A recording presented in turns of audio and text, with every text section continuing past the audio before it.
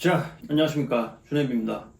오늘 해볼 얘기는 제가 지난 주말에 했던 것들을 통해서 그 소감을 좀 말씀드리려고 하고요. 제가 지난 주말에 정말 간만에 몇 년 만에 1박 산행을 다녀왔습니다. 그러니까 이번에는 텐트를 가지고 간 건 아니고요. 산 정상 근처에 목조로 된 무인 대피소, 산장 같은 것이 마련이 돼 있어서 거기서 자고 내려왔습니다. 제가 얼마 전에 리뷰드린 이 아식스의 젤 벤처 9탄을 신고 다녀왔고요. 이번 1박 산행에서도 요 신발 아주 잘 활용했고요. 정가 89,000원짜리 엔트리 트레일 러닝화지만 상당히 만족스러운 퍼포먼스를 경험을 하고 왔습니다. 자, 1박 산행 해보니까 이번엔 너무 좋더라고요. 너무 좋아서 그 과정이 어떻게 되었고 그것이 왜 좋았냐 그거를 말씀드리려고 하는 겁니다. 일단 이번에 제가 경기도의 해발고도 대략 1060m 정도 되는 낮은 산이 아니죠. 꽤 높은 산인데 거기를 다녀왔고요. 산행 시점이 해발고도가 대략 300m 그리고 종점 정상이 1060m 한 수직거리로 700m 이상을 산행을 한 것이었는데 이번에 처음 가봤습니다. 코스가 정말 힘들어서 사실 몸적으로는 고생을 많이 했죠. 코스가 어떻냐면은 빤빤하게 정돈된 그런 등산로를 쭉 올라가는 것이 아니라 암 많고요. 암이 깨진 돌 엄청 많고요. 그리고 나무가 자빠져서 엎치락 뒤치락 되어 있어서 그 1박 산행을 하면 짐이 많거든요. 여분의 옷도 가져가야 되지, 식량, 식수, 그리고 침구까지 가져가야 되기 때문에 가방이 꽤 크단 말이죠. 그 가방을 메고 어떨 때는 다 넘고 어떨 때는 밑으로 기고 꽤나 힘든 과정을 거쳐서 정상에 올랐습니다. 출발을 대략 오후 3시 반쯤 시작해서 정상에 도착하니까 오후 8시. 그래서 딱 올라가자마자 곧 해가 지더라고요. 땀도 정말 많이 흘렸고 여러가지 몸 여기저기 근육통 있고요. 결국에는 내려올 때 오른쪽 다리 근육이 살짝 고장이 나서 내려올 때는 참 올라갈 때보다 고생을 더 많이 하고 내려왔어요. 근데도 상당히 힘들었지만은 너무 좋았다. 그 왜 좋은가 그거를 한번 말씀드려보려고 합니다. 정상에 저녁 8시에 도착해서 산바람을 맞으면서 딱 해지는 노을을 한 10분간 구경을 했어요. 그리고 산 정상 근처에 있는 산장에 가서 불을 켜고 짐을 풀고요. 커피 한 잔을 내려 먹고 저와 같이 갔던 일행과 식사를 만들어서 먹으면서 막걸리를 한 잔씩 먹고 놀다가 살아가는 얘기들 하는 거죠. 이런저런 얘기하고 저런 얘기 하다가 새벽 한 1시 반 정도 돼서 잠자리에 들었고요. 맨바닥에서 텐트를 치고 자는 게 아니라 그래도 주벽과 지붕이 있는 건물이기 때문에 텐트에서 자는 것보다 훨씬 편안했고요. 그리고 목조로 된 침상이 이렇게 올라와 있었기 때문에 거기서 자니까 맨바닥보다는 배기는 것도 덜하고 훨씬 편안하게 잘 수가 있었습니다. 그리고 아침에 일어나서 요깃거리를 해먹고 커피 한 잔 내려 먹고 내려왔어요. 올라갈 때 대략 한 4시간 반, 내려올 때는 5시간이 넘게 걸렸습니다. 다리가 조금씩 고장이 나서, 그리고 코스가 험하니까 내려오는 게 쉽지가 않더라고요. 아무튼 그렇게 고생 해가면서 그렇게 1박 2일의 여정을 마무리를 했습니다. 제가 이 백패킹에 입문을 한 거는 2011년이거든요. 2011년이고 이번에 했던 1박 산행은 정말 꽤 간만에 한 거였어요. 3년 만에 했던 박산행인데 제가 이번에 느꼈던 행복감의 가장 중점이 되는 에센스를 말씀드리면은 내 인생이, 나라는 인간이 꽤 꽉 차 있다는 느낌을 받은 거예요. 그러니까 꽉 차 있다. 다른 말로 하면은 더 필요한 게 없다. 그걸 또 다른 말로 하면은 부족한 게 없다. 또 다른 말로 하면은 자유 그 자체죠. 나는 더 원하는 게 없고 이미 충만한 상태다. 그러니까 나는 한껏 자유롭다. 그 느낌을 이번에 정말 강력하게 받았습니다. 이 산행을 해보면은 되게 힘든데 그 힘든 과정에 나 스스로를 자꾸 돌아보는 시간을 갖게 됐어요. 그러면서 과거 일도 생각나고 현재 일도 생각나고 미래 일도 한번 이렇게 궁리를 해보고 그런 시간을 가지는데, 제가 2011년에 백패킹에 입문을 해서 이번에는 거의 몇 년 만에 가는 아주 간만에 움직이는 박산행이었지만은 과거의 경험들이 머리와 손과 몸에 발려 있으니까 그 1박 산행을 준비하는데, 짐을 싸는데 그 어떤 어려움이 없었고요. 그리고 산에 아주 자주 가는 건 아니지만은 과거의 경험들이 있다 보니까 산에 올라가는 것도 아주 자연스러운 형태로 진행이 되었고, 1박 산행을 그렇게 진행하는데 어떠한 그 제한이 없는 그 제 모습이 나름대로 스스로 만족스러웠고요. 그리고 힘든 과정이었지만은 난코스를 거쳐서 정상에 올라갔단 말이죠. 정상에 올라가서 이 해지는 모습, 그리고 그 아름다운 노을을 막걸리 한 잔 마시면서 이렇게 바라보고 있으니까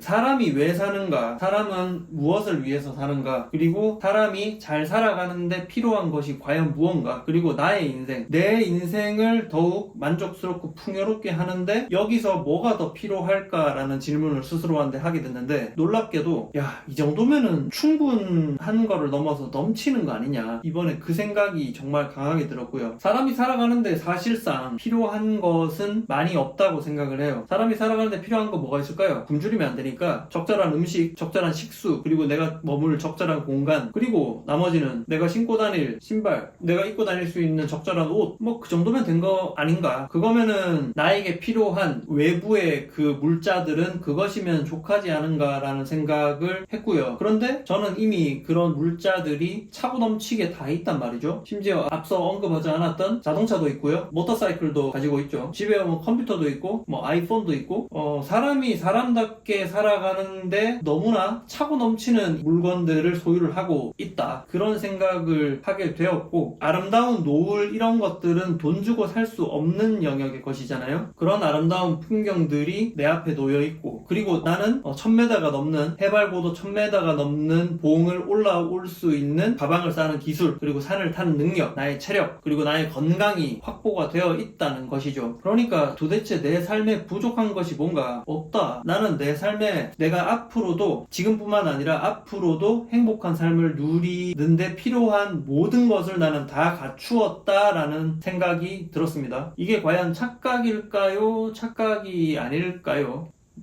보시는 여러분들은 어떻게 생각하실지 모르지만, 저는 그런 산에 가서 그런 노을이라는 특별한 풍경을 보면서 느끼는 착각이 전혀 아니라고 생각을 합니다. 아무리 생각해도 제 인생은 내가 행복한 나머지 인생을 살아가는데 부족한 것이 전혀 없다, 저는 그렇게 확신을 하고 있어요. 앞으로 더 살아봐야 알겠지만은 이런저런 체험과 경험들을 통해서 그 생각이 확신에 가깝게 수렴하고 있다, 그렇게 좀 정정을 할게요. 그러니까 부족한 게 없다, 다 갖추었다. 거기서 더 나아가서는 나의 이 존재 자체, 나의 생명, 나의 인생 자체는 한껏 자유롭다, 한껏 자유롭고 한껏 풍요롭다, 이 생각으로 갈무리 되게 되었습니다.